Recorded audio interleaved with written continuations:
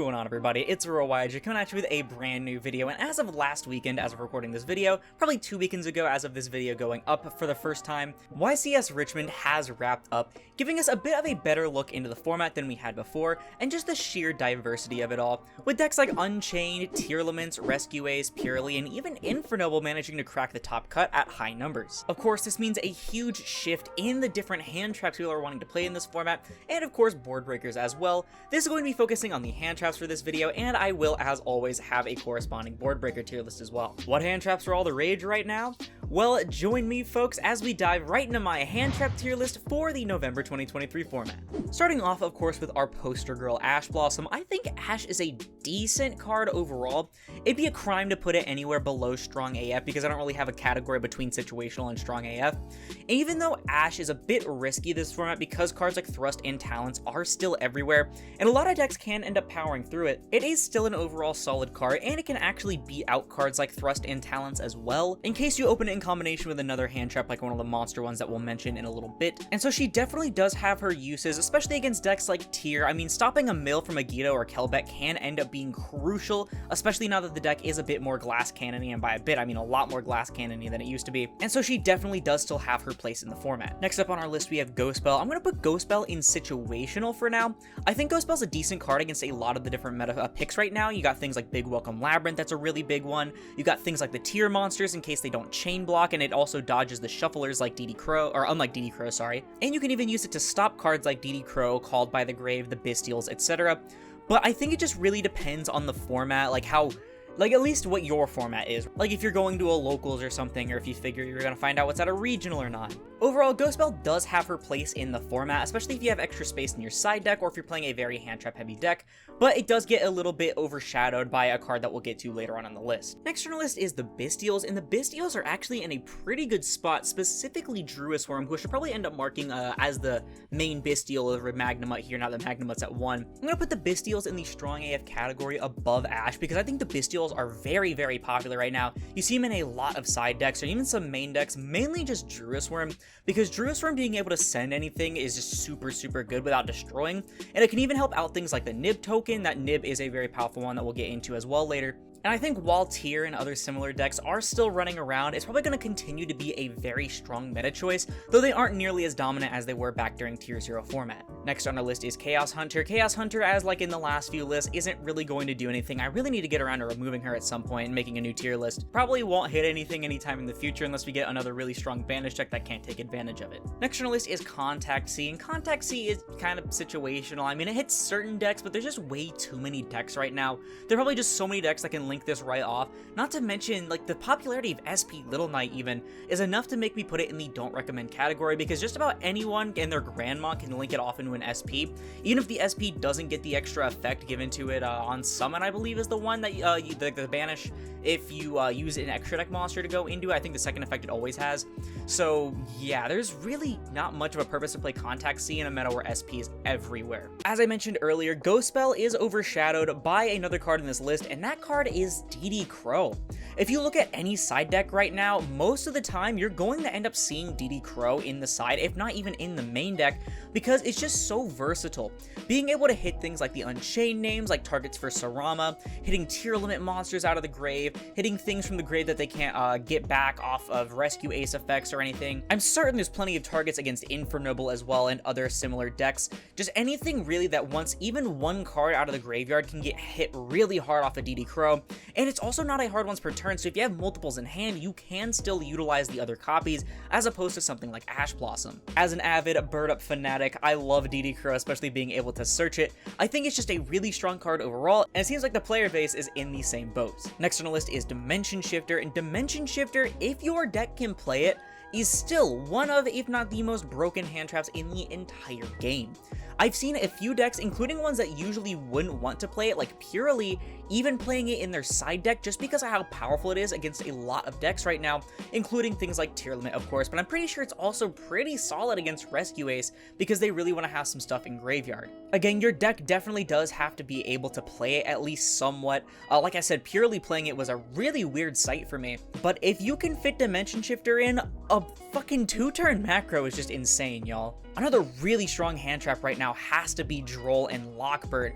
I've been seeing this card rise back up in popularity as of last format. It did die down a little bit, but now a lot of side decks are including Droll. I've seen, I think, a couple of main decks for it as well.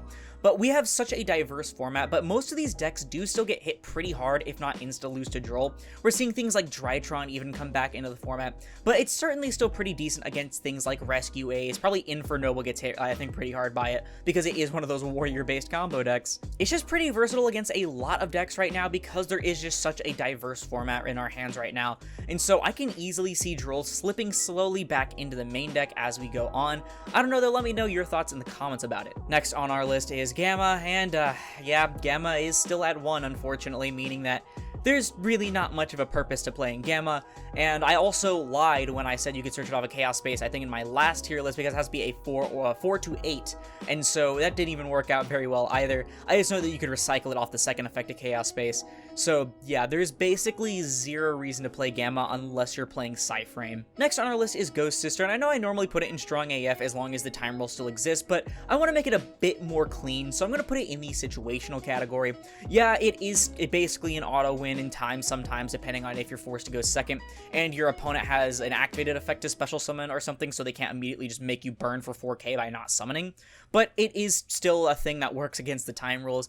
If you have room for it, I still think it's a pretty cheeky way to win in time. Next on our list is No Material, and No Material is still one of those very situational cards. It can end up being pretty funny, and you can stop something like Rescue Ace from going into SP off their Hydrant, but that's about it. Next up is Herald of Orange Light, and Orange Light, I think, came to 3 now, right? It's at 3 now? I'm going to put at the top of situational. If your deck can use it, Orange Light is a very strong hand trap, because even if your opponent does get to use a thrust or something, it is still a really, really good card because it negates and destroys. Not to mention, if you're playing it in something like tier, you can send something like any of the Ishizu cards, which can end up being really good as well. I think there are also some builds that are playing Diviner to go into Beatrice and then dump a Gita or Kelbeck or something, which is also another target that you can send off of this. I think Orange Light is a very, very strong hand trap. Next up, we have Imperm, and I think Imperm is a pretty strong hand trap. I kind of want to put it in high impact. I kind of don't want to put it in high impact. I think, I'm gonna put it in Strong AF, because I know you normally put it in high impact because it is a very versatile card, because you can use it as a hand trap or as a board breaker, and I still stand by that, especially in combination with cards like Droplet, which is now really good. But overall, one hand trap, like one little disruption like this, isn't always going to do very much, especially because we are in a format, it's kind of like Make Verte, where you just make SP instead of Verte.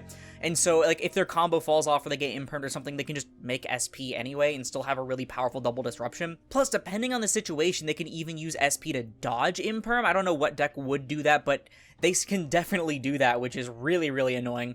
And so there are a lot of times where imperm might not be amazing, but it is still, at the end of the day, infinite impermanence, and so I am going to put it in the Strong AF category. Next on our list is Lancia. Lancia is another card that's going to be going in the Don't Recommend category. It really doesn't do very much. It's better than Chaos Hunter because Thrust doesn't get turned on to, like, high fold, but it is still a card that just doesn't really do anything. Next on our list is Ghost Mourner, which is going to go at the lower end of the Strong AF category, as always, and I'm also going to put Veiler up here too, just above it. They are Veiler and Ghost Mourner. They do their jobs like Imperm, but they're just overall not as good as Imperm, really. Our third and final high-impact hand trap on this tier list is going to be Nibiru. Nib isn't seen in every side deck, or not as much as some cards like Droll or DD Crow, but Nib is a really powerful card when it does end up resolving, because a lot of decks, they do technically have a way to play after it sometimes, especially because it is another thing that can go into SP Little Knight. I think it requires effect monsters, so never mind, but still, you understand my point. A lot of the time, it just ends up not really being super impactful, but it is a card that your opponent has to stop. If they have a Baron, they have to use the Baron negate on that, or if they're playing some other thing that can be like an Omni negate, they have to use it on the Nib. Unlike something like Imperm, in which they'll be like, oh yeah, I can shrug that off and just keep playing through it.